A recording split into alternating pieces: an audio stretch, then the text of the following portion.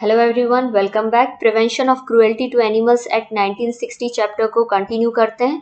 आज हम इसके अंडर में पढ़ेंगे CPCSEA की गाइडलाइंस को। ओके, तो सबसे पहले देखते हैं CPCSEA का full form. The committee for the purpose of control and supervision of experiments on animals.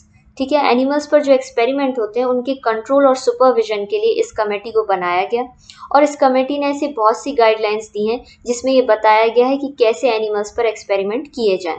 Okay, तो इसमें सबसे पहले हम डिस्कस करेंगे breeding and stocking of animals. Animals की ब्रीडिंग और स्टॉकिंग के लिए जो गाइडलाइंस दी गई हैं। Then performance of experiment, experiment कैसे परफॉर्म किए जाएं। Then transfer and acquisition of animals for experiment, experiment के लिए कैसे एनिमल्स का ट्रांसफर और एक्विजिशन होता है। Then how to maintain records. फिर हम डिस्कस करेंगे पावर टू सस्पेंड और रिवोक रजिस्ट्रेशन, रजिस्ट्रेशन किस कंडीशन में सस्पेंड या रिवोक होता है। और लास्ट में हम डिस्कस करेंगे offences and penalties. Okay, so first topic start करते हैं, breeding and stocking of animals. For registration of establishment और ब्रीडर, किसी भी एस्टेब्लिशमेंट और ब्रीडर को अगर एनिमल्स की ब्रीडिंग करनी है तो उसको रजिस्ट्रेशन कराना पड़ता है और रजिस्ट्रेशन के लिए गवर्नमेंट ऑफ इंडिया ने CPCSE की कमेटी बनाई है जिसके अंडर में रजिस्ट्रेशन लेना पड़ता है। ओनली रजिस्टर्ड एस्टेब्लिशमेंट, सिर्फ रजिस्टर्ड एस्टेब्लिशमेंट जो है वही एनिमल्स की ब्रीडिंग कर सकते हैं for purpose of experiment. Then every breeder shall apply for registration, हर ब्रीडर, जो ब्रीडर एनिमल्स की ब्रीडिंग करना चाहता है उसे रजिस्ट्रेशन के लिए अप्लाई करना चाहिए और अगर कमेटी रिफ्यूज कर देती है उसका रजिस्ट्रेशन तो वो ब्रीडिंग वहीं पे स्टॉप कर देता है। Then the application should be made in specified format, registration के लिए जो एप्लीकेशन बनाते हैं वो एक स्पेसिफाइड फॉर्मेट में होती है और उस एप्लीकेशन को कमेटी के सेक्रेटरी को सबमिट किया जाता है। ओके, नेक्स्ट कंडीशन, कमेटी के जो सेक्रेटरी होते हैं वो सारी इंफॉर्मेशन को चेक करते हैं जो कि एप्लीकेशन फॉर्म में मेंशन्ड है और वो चेक करते हैं प्रेमाइसेस जहां पर एक्सपेरिमेंट कंडक्ट किया जाएगा।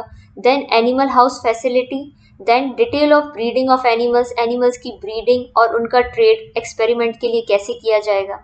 देन इंफ्रास्ट्रक्चर, फिर इंफ्रास्ट्रक्चर को चेक करते हैं और मैन पावर को भी चेक करते हैं, वहाँ जो पर्सनल या वहाँ जो वर्कर्स काम कर रहे हैं वो प्रॉपरली ट्रेंड हैं कि नहीं है एनिमल्स को हैंडल करने के लिए। ओके, देन वो सारे फैक्ट्स को वेरीफाई करते हैं और ये चेक करते हैं कि एप्लीकेशन फॉर्म सही है कि नहीं है। एंड इफ सेटिस्फाई, अगर वो सेटिस्फाई होते हैं तो एस्टेब्लिशमेंट और ब्रीडर को रजिस्टर कर लेते हैं और उनके रजिस्ट्रेशन को अप्रूव कर देते हैं। A breeder shall comply with all the conditions specified at the time of registration. Registration के टाइम ब्रीडर को जो भी गाइडलाइंस और रूल्स दिए गए हैं वो उन्हें कंप्लाई करता है, मीन्स वो उन्हें ओबे करता है।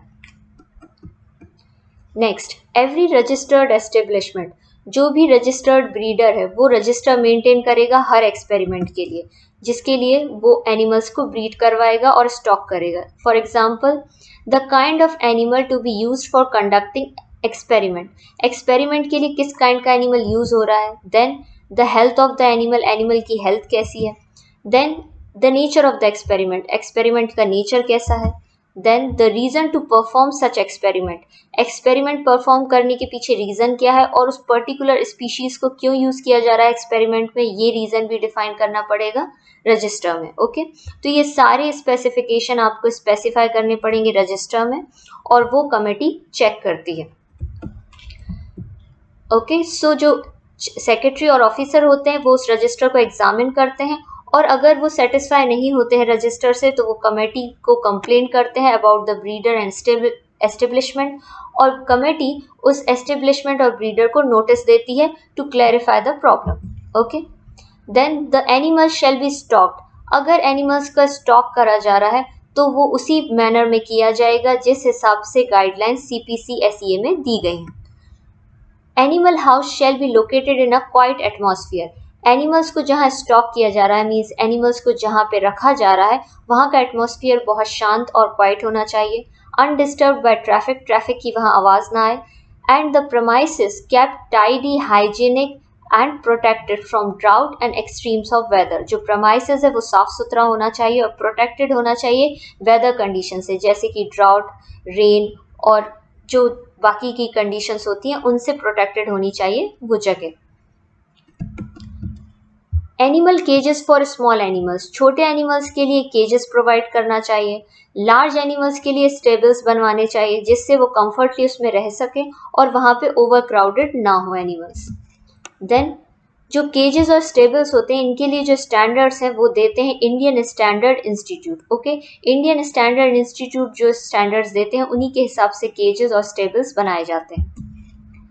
एनिमल अटेंडेंट्स, एनिमल को जो संभालने वाले अटेंडेंट्स होते हैं वो प्रॉपरली ट्रेंड और एक्सपीरियंस्ड होने चाहिए। Before acquiring an animal or conducting any experiment on an animal, every registered establishment shall apply for permission of the committee और IAEC। कोई भी एक्सपेरिमेंट होने के पहले IAEC और कमेटी से परमिशन लेनी पड़ती है।